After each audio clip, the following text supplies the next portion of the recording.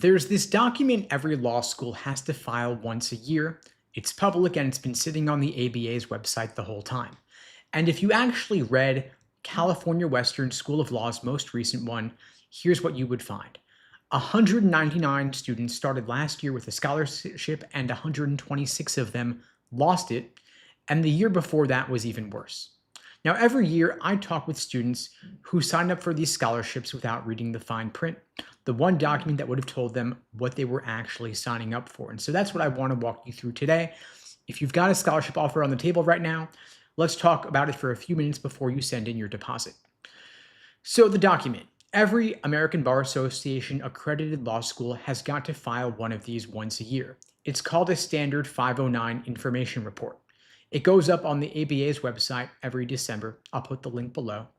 California Western's most recent one got filed December 15th, 2025, about 4 months ago. And on page 2, there's this one table that matters. In the years 2024 to 2025, 199 students entered with a conditional scholarship. 126 of them lost it. That's 63%.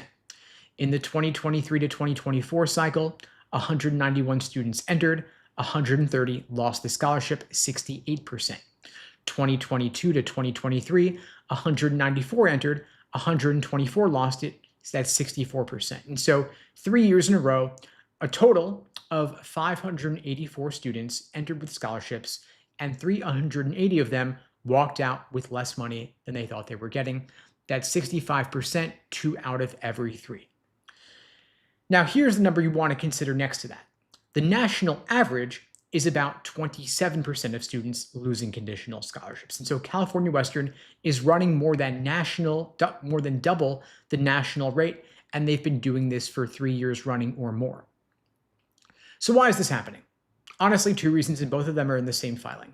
The first one is who they admit. California Western's 25th percentile LSAT is a 152, median's a 155, 75th is a 158. It's a 6-point spread, means the class is not uniform. You've got students sitting in the same contracts lecture with real gaps in their preparation going in. The second reason is that law school grades are curved. Now, of course, that's true everywhere, but here's why it matters. Your grade doesn't depend on what you know, it depends on how you rank against the person sitting next to you. And California Western's own scholarship page tells you what you need to keep the money.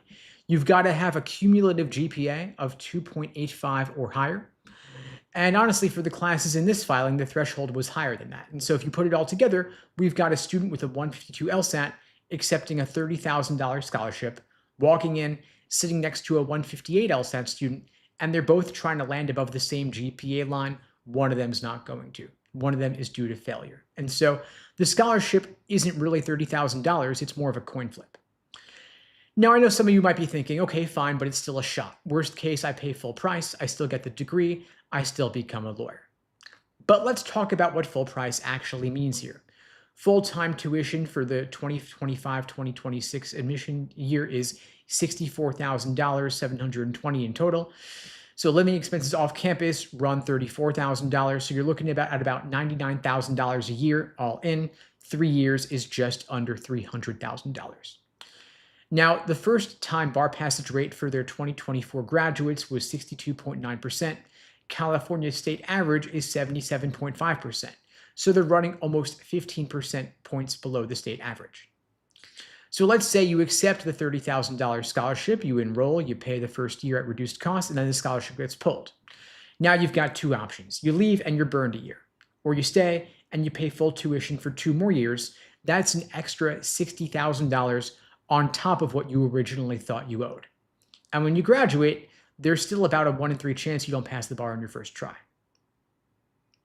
So if you're holding a scholarship offer from any law school right now, I want you to ask in writing whether the scholarship is conditional. And if they're vague about it, that's your answer right there. The next thing you want to do is pull the school's 509 report for yourself and find the conditional scholarships table. Do the division, number of scholarships reduced, divided by the number entering. Anything over 27%, which is that average, you want to pause. Anything over 40%, you want to negotiate hard. Anything over 60%, you really want to know what you're getting into there. Third thing you want to do is find out what GPA you actually need to keep the money. then find out what percentile that GPA represents in the class. Because if keeping your scholarship means finishing in the top half, and by definition, half the class has to finish in the bottom half, well, you can do that math yourself, right? The fourth thing you want to do is ask the school to convert the conditional scholarship into a guaranteed one.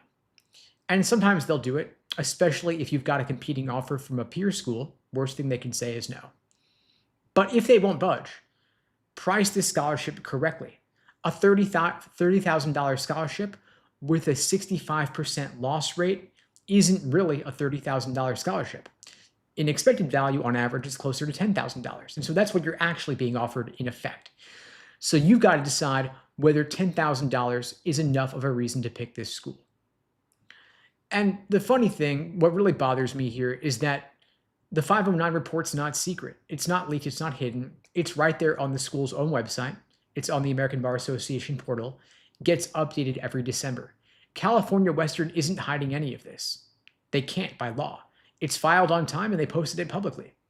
The reason these numbers sound shocking is because almost nobody reads them.